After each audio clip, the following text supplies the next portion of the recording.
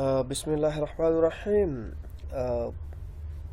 First of all, I say most welcoming to all of you, dear students. I hope you are all doing well and you are in the best of your health. I This is the new lecture on punctuation marks, right? Happy good morning to everyone. Today we'll be studying colon, right? Now, what's colon and how colon is used? What are some rules of colon? Some of the most important and most famous, most common rules of colon will be taught inshallah in this lecture, and I'm sure you will benefit from the video a lot. Okay. خوش سلام در خدمت همه شاگردان عزیز. امیدوارم که جور و سر حال باشین. در درس امروزی ما کلان را میخوانیم. در درس گذشته ما دیگه پانکچویشن مارک که عبارت از فول استاپ، کوشن مارک، اکسکلمیشن مارک و همچنین اپوستروفی بود ما خواندیم، زیر بحث قرار دادیم و امروز ما یک درس جدید است که با کالون نام یادش میشه که امروز ما در این درس میخوانیم در این هفته. Now what is colon and how colon is used? آلی کالون چی است؟ چی قسمی استفاده میشه؟ شاگردان عزیز، کالون خب میشناسین که it's one of the punctuation marks، یکی از punctuation mark هاستن، یکی از علامات نقطه گذاری است. ایرا خب تعریفش خودتان میفهمید. چی کجا استفاده میکنیم؟ Use the colon after a complete sentence to introduce a list of items with introductory words such as namely, for example, or that do not appear. میگه کالن را بعد از یک جمله مکمل که با ما یک لیست اشیا را یا چیزها را معرفی میکنه استفاده کنین. زمانی که شرط اینجاست، زمانی که کلمات namely, for example, or that اینا که هستن اینا نباشند. درسته؟ مثلا این قسمی باشند. You may be required to bring many items. حالا این یک جمله است. شما میتونین شاگردان عزیز خودتان را مشاهده کنین. You may be required to bring many items. میگه شاید شما نیاز داشته باشین که زیاد اشیاء رقت خود بیاورید. حالا ببینین این items که است یک چیز، این یک جمله است. جمله است که این به 30 چیزهای دیگر راجع میشه یا زیاد اشیاء را به ما معرفی میکنه. اگر یک قسم جمله را شما ببینین باید در آخرش شما کالن استفاده کنین. شما این میتونین که ببینین که اینها کالن هستن. خب مثلا چی چیزا را؟ sleeping bags, pants and warm clothing، این چیزا را شما میتونین که با خم بیارین. یعنی ساده ما میگیم که رول نمبر 1 میگن که وقتی که شما یک جمله تعریف کننده یا یک جمله که لیست اشیا را با ما معرفی میکنه، بعداً باید شما کالن را استفاده کنین. درسته؟ مثلا I want the following items. من این 3 چیزها را میخواهم. میبینین I want the following items یک جمله است که دیگه چیزها را با ما معرفی میسازه. I want the following items چی چیزها هستن؟ butter, sugar and flour. من میگه این چیزها را که برشان اسمش رو گرفتم ضرورت دارم یا میخواهم. I want an assistant who can do the following. میگه من با یک معاون نیاز دارم که او چیزها را کرده بتانه. Number 1 input data, write reports and complete the tax forms. این 3 چیزها را کرده بتانه. من با این قسم یک شخص یا یک معاون یا یک همکار یا یک کمک کننده نیاز دارم. اگر شما یک جمله را ببینین، اگر شما یک جمله را ببینیم که او تعریفی یا یک لیست ایتمز را به ما نشان میده، معرفی میکنه، باید در آخر اون جمله کالن را استفاده کنیم. So شاگردان عزیز بود این this was rule number 1. So let's move on to the rule number 2. What does rule number 2 says? Rule number 2 says use a colon instead of semicolon between 2 sentences when the second sentence explain or illustrate the first sentence, and no coordinating conjunctions is being used to connect the sentences. If only one sentence follows the colon, do not capitalize the first word of the new sentence. If 2 or more sentences follow, then follow the colon, capitalize the first word of each sentence following.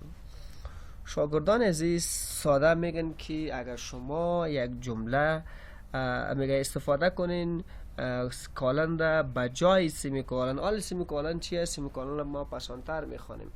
میگه شما و جای سمیکالن کالن را استفاده کنین به شرط از اینکه در بین دو جمله، به شرط اینکه جمله آخری که از یعنی جمله دوم که از جمله اول تعریف کنه، در حالی که coordinating conjunction که عبارت از and or for since since نیستن، عبارت از fanboys هستن، مطلب for or and nor اینها هستن، اینا نامده باشن، not being که تا جمله را با هم، جمله ها را با هم وصل کنه.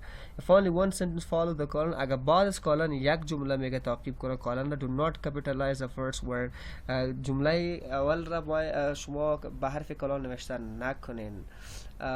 if two or more sentence follow the colon، اگر بعد از اون میگه دو یا زیاد جمله کالن را تعقیب کنه، باز شما نیاز دارین که هر حرف جمله را به حرف کالن نوشته کنین. مثلا اگزامپل ببینین I enjoy reading، I enjoy reading، حالا این جمله کسی را تشریح میکنه، درسته؟ وقتی که تشریح میکنه بعد از این جمله، وقتی این جمله را توصیف میکنه، تشریح میکنه، این جمله که وقتی که بعد جمله دومی جمله اول تشریح بکنه، بعد جمله اول شما کالن را استفاده کنید، مثل که اینجا استفاده شده است.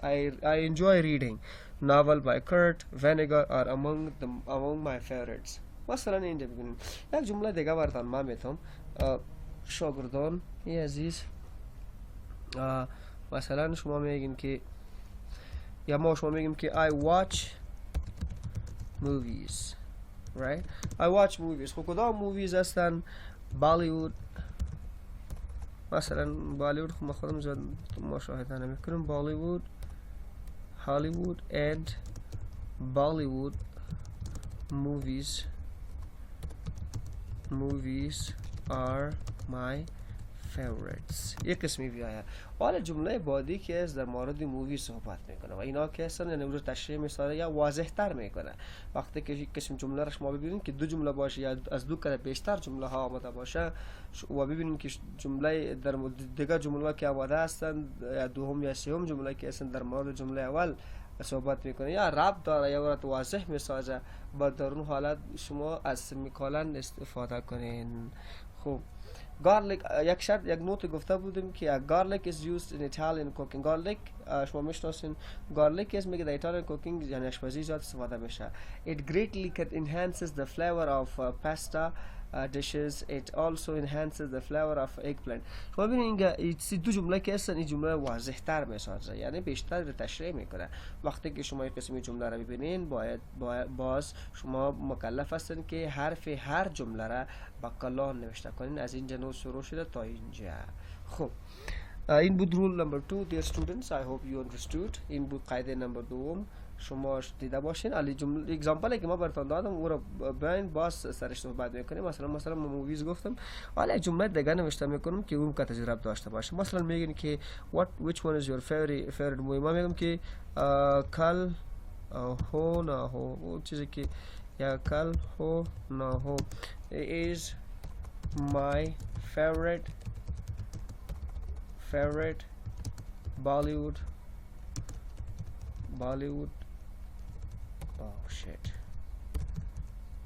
Bollywood movie. درسته؟ یا میگین که دیوداس is my favorite Bollywood movie، یا میگین که یک جمله دیگه نوشته میکنین اینجا بیشتر شما میتونید رفتن. اینجا این نوت از خاطر گفتم که شما باید حرف اول جمله را دیگه جمله ها را با کلان نوشته کنین. خب بعد ما پیش میریم به رول نمبر 2. Use the colon to introduce a direct quotation that is more than 3 lines in length. In this situation, leave a blank line above and below the quoted material. Single space the long quotation. Some style manuals say to indent 1/2 inch on both the left and right margins. Others say to indent only on the left and right margins. Others say to indent میگن خودتون شاگردان زیمار خوانده میتونن indent که اسم فاصله را میگن در بینش تو چیزا. از این که ویدیو زیاد طولانی نشه ما مختصر تشریح میکنم. Use the colon to introduce a direct quotations. میگه وقتی که شما مستقیم یک سخنی که نقل شده باشه به کسی دیگه انتقال میکنین مستقیم باشه، شما از کالن استفاده کنین با شرط از این که more than 3 lines باشه. That is more than 3 lines که از 3 جمله زیاد باشه، لاینز زیاد باشه، در لند در طولانی مطلب در چیزی که در درازی ما میگیم. نه اوکی. سینگل سپیس مثلا ببینید شما این قسمی the author of touched Jane Straits wrote in the first chapter. ببینید یک جمله است نه، حالا یکی از بعد از یکی از شما این اسمی از شخص را گرفتن که از چیز را نوشته میکنه، درسته؟ حالا اون چیزی که او گفته است او را واضح تر میکنین، یعنی او را واضح تر نه، ساری میبخشین، او را واضح تر نه، البته او را میآورین اینجا. بعد از او باید از اسم اون شخص شما کالن استفاده کنین و بعد از کالن و سخنی که اون شخص گفته است او را بیاورید اینجا، و شرط از این که این سخن از 3 لاینز کده بیشتر باشه. رایت شما اینجا دیده میتونید مثلا 1 2 3 اینجا شما دیده میتونید. یعنی مختصر ما این قاعده را قسمی تشمیع کنیم که اگر ما بخوایم که سخن کس را نقل بسازیم مستقیم باشه، مستقیم سخن کس را نقل بسازیم، بعد از اسم اون شخص باید کالن استفاده کنین و به شرط این که اون سخن که از 3 لاینز کده 3 لاینز باشه، از 3 لاینز کده بهتر باشه، یکی دو نباشه، بیشتر باشه از 3 جمله کده. Right? So this is now rule number 4. Use the colon to follow the salutation of business letter even when addressing to someone by his or her name. خب میگن که میگه از کالن استفاده کنین وقتی که با سالوتیشن میآید. یعنی سالوتیشن مثلا که ما میگیم که دیر سر، دیر مم، دیر علی، دیر خان، دیر شیر خان یا دیر whatever you say، این چیزا باشه باید شما پس از اونها semicolon نه بلکه کالن استفاده کنین. Never use semicolon after salutations. A comma is used after the salutation for personal correspondence. بهتر از این است که شخصی پرسونال یعنی پرسونال لیترز کاما استفاده شود، هیچ وقت شما سمیکولن استفاده نکنین. مثلا اگزامپل ببینید Dear Miss Rodriguez، بعد از شما ببینید کالن استفاده شده، شما میتونید که اینجا کاما استفاده کنین، اما این بهتر است که این رسمی است که شما اینجا کالن استفاده کنین، نه سمیکولن و نه کاما استفاده کرده میتونید، اما سمیکولن هیچ وقت استفاده کرده نمیتونید. شاگردان عزیز این بود درس امروزی ما end of the chapter در مورد کالن. بعد از این ما درس سمیکولن را میخوانیم. که شاگردان عزیز اگر کدام سوال داشته باشین، پیشنهاد، مشکل، میتونید که ما شریک بسازین. If you have any questions, suggestions, you are most welcome to ask me. Stay safe dear students, may Allah bless you. خب شاگردان عزیز بازم خوش آمدید میگم به درس جدیدی ما، چون ویدیو رو استاپ کرده بودم.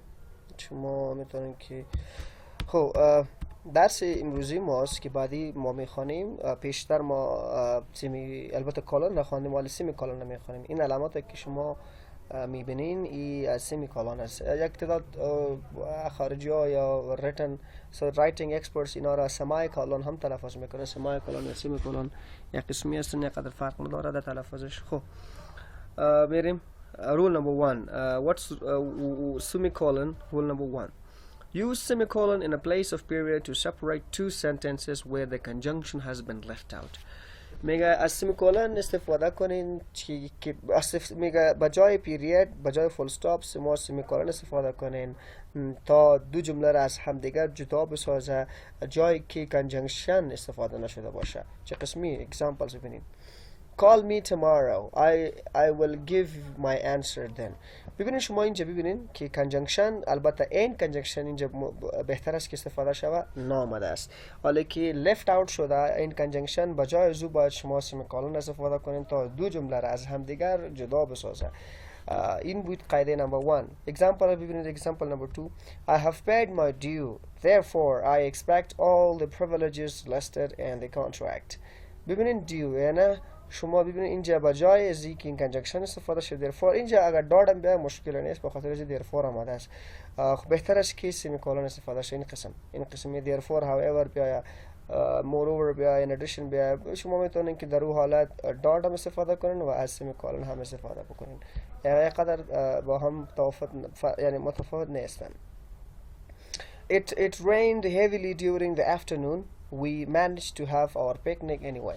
شما ببینید این جمله آخر را، جمله سوم را ببینید که اینجا باید end می آمد، اما حالی که end نامده است، پاک شده است، اینجا left out شده است، بجای که معنای جمله، بجای از که معنای جمله تکمیل شود از همدیگر جدا شود، ما سمیکولن را استفاده میکنیم تا معنای بهتر بدهد و بفهمیم که این جمله از اون جمله فرق داره یا یکی جمله نیستن، از هم فرق هستن، یعنی running sentence نیستن.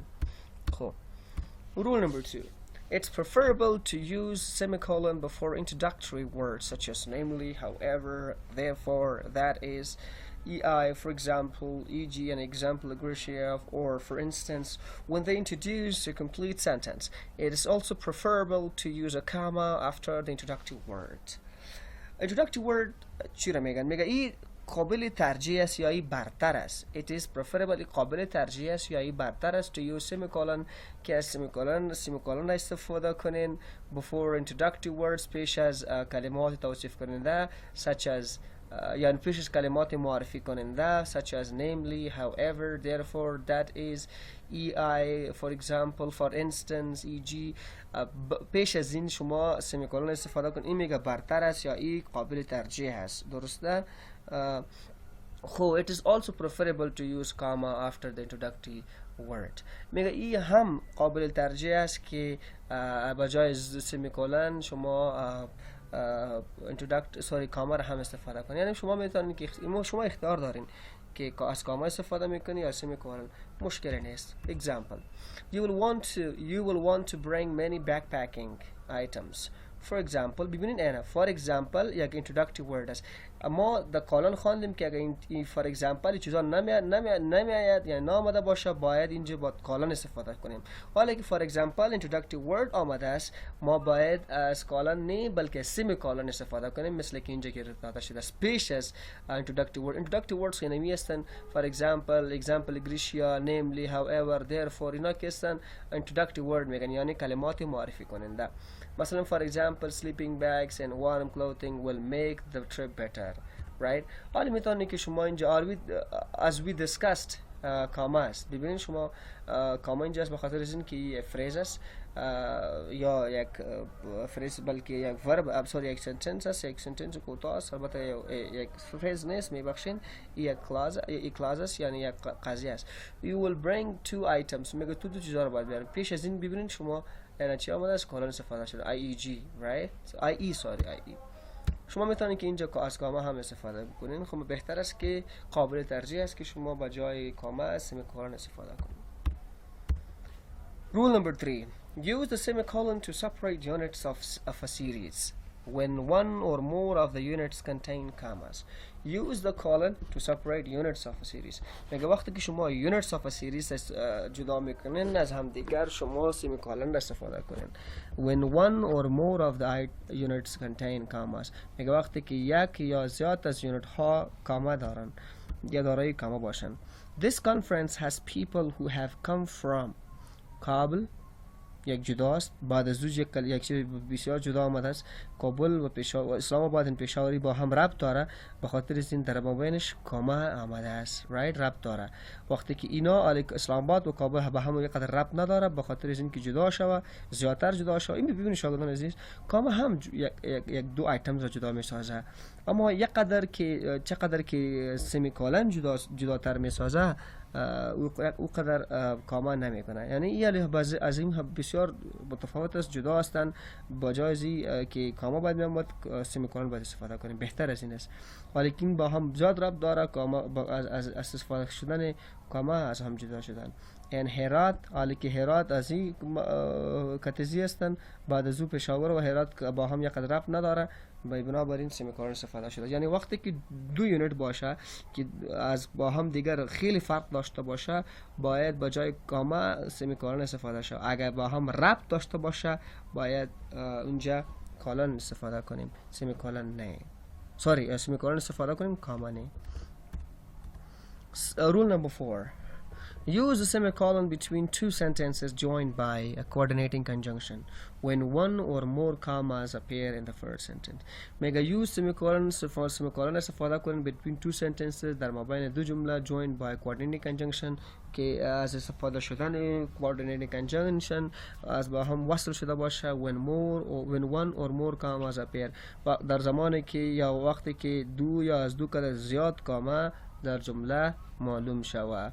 The first sentence in the first sentence در جمله اول ببینین شمایی قسمی باشه when I finished here I will be glad to help you and that is promised I will keep. ببینین شما in a coordinating conjunction البته اینجا supporting conjunction نه است even supporting conjunction است موضوع اینجا است coordinating conjunction اینجا آمده است درست است ولی بعد از این کالون سیمیکولون استفاده شده است بعد جمله یکی است باز end است end است پیش سیمیکولون بعد از دو جمله دیگه استفاده شده است. خب if she can she will attempt that feat and if her husband is able he will be there to see her. ببینید شما شاگردان عزیز اگرام خودتان بحث کنید و او وقتی که تشریح کرده او را میفهمید.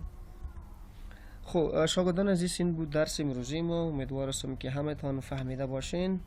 اوکی و it is enough for today. thank you.